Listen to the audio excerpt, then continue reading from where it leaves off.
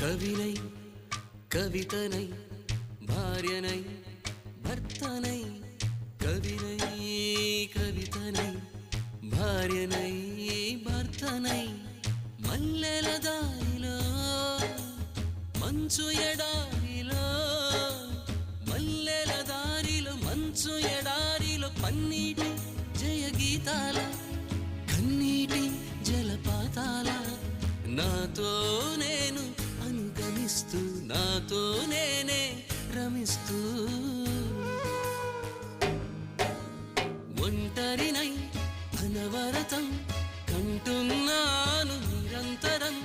కలల్ని కథల్ని మాటల్ని పాటల్ని రంగుల్ని రంగవల్లుల్ని కావ్య కన్యల్ని ఆడపిల్లల్ని జగమంత కుటుంబం నాది